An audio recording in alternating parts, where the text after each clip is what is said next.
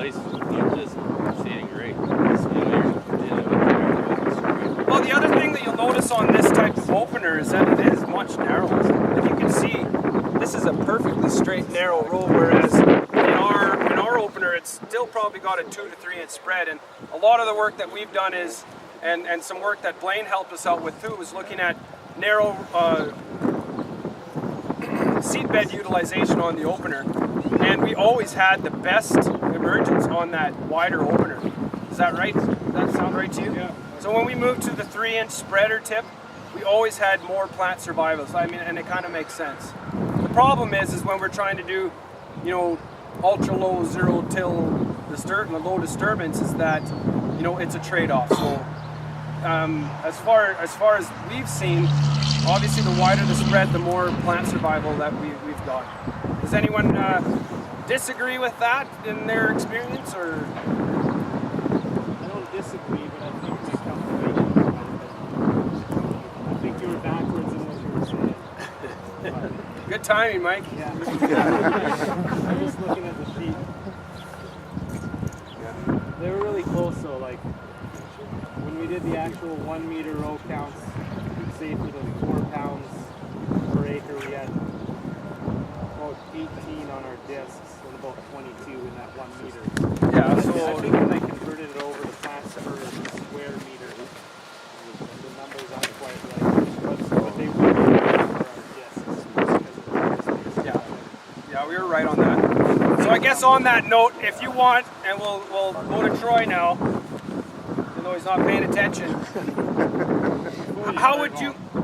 Comment? Yeah, absolutely. Having grown canola on 30-inch rows for many years, what you should have a look at this for during the year is the different architecture of the plant as it grows. You'll find it'll grow more like a tree, and it'll fill up.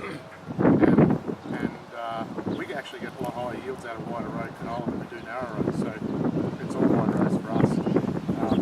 But it still grows 6 feet tall, and you can't walk through it. So I'll bet your slab of beer that yield narrow. That'd be neat to see.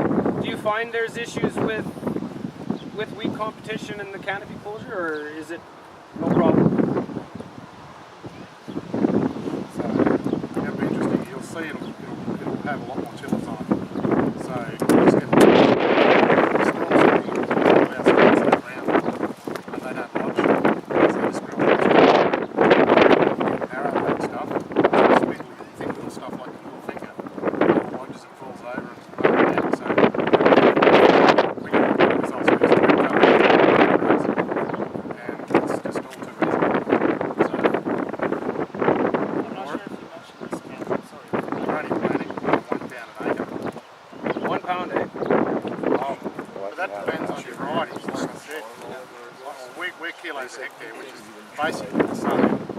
But our seed varieties, one variety grew 170,000 seeds kilos, and the other hybrid variety we grew was 255, and if we grow an open pollinated one, there's 380 seeds a kilogram.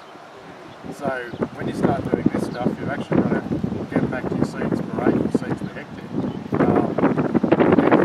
Flat out. So there's more to it than just planting the same rates. So what kind of a yield are you expecting at a pound to the acre? Last year we had stuff doing about 300 hectares, so we've about 50 bushels. 3 tons. High 40s. Increase the seed plant doesn't help.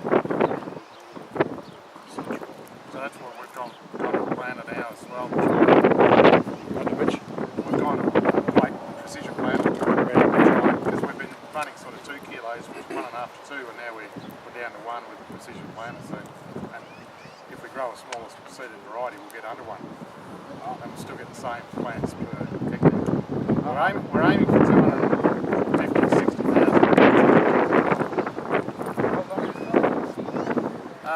We just finished planting now. Our cereals probably 2 weeks behind yours. So we will harvest November, December, whereas you're September, October, so you're probably 8 weeks quicker. And you've got trash wheels on your planter? No. he's kind of hit on an important part there, is that we tend to have a lot of seedling mortality when we're seeding canola. And I think the idea of going to the precision planter and basically optimizing your survival, then I think they're looking for a significant cost savings on a pretty expensive seed. But I mean, I would be, we got to keep in mind, a good year with good seedling moisture, you can get away with that 2-to-1. And we've got two pounds per acre right here, and I'm pretty happy with it, to be honest with you. But there are lots of times where I've seen complete disasters with that type of a seeding rate. So I think there's just room to improve our seedling mortality.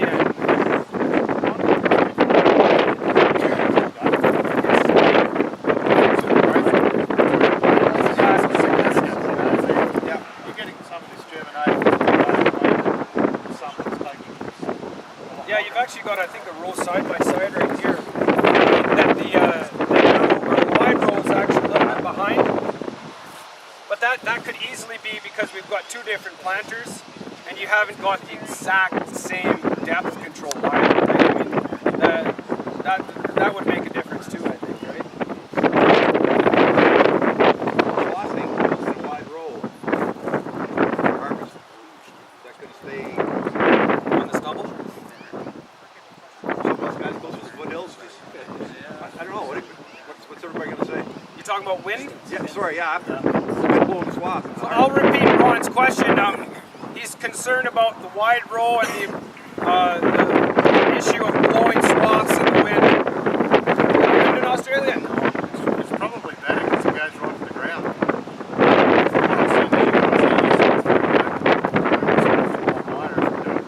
Like we've got high, whereas you're down here.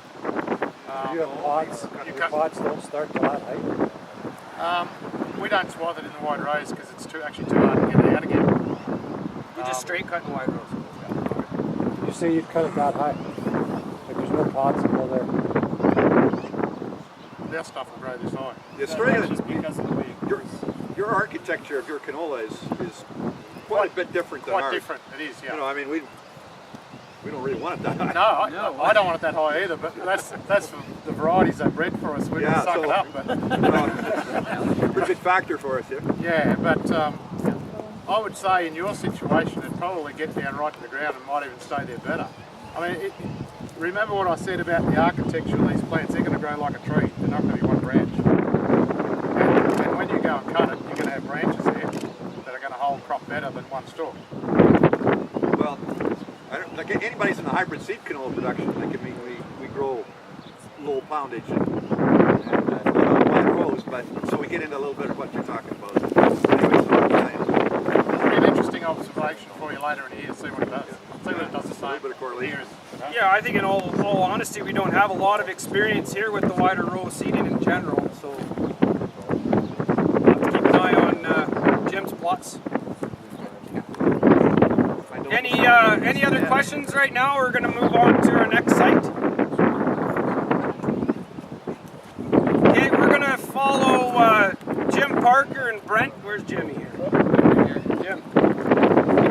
So we're going to head down the jail road, and we're going to turn left on what's called, it's Research Center Road, right? Yeah. Just the next road here. And then you're going to head up this way. The road's a little bit messy right now. The gravel road curves to the left, and then a right, and then left into the irrigation demo farm. But basically,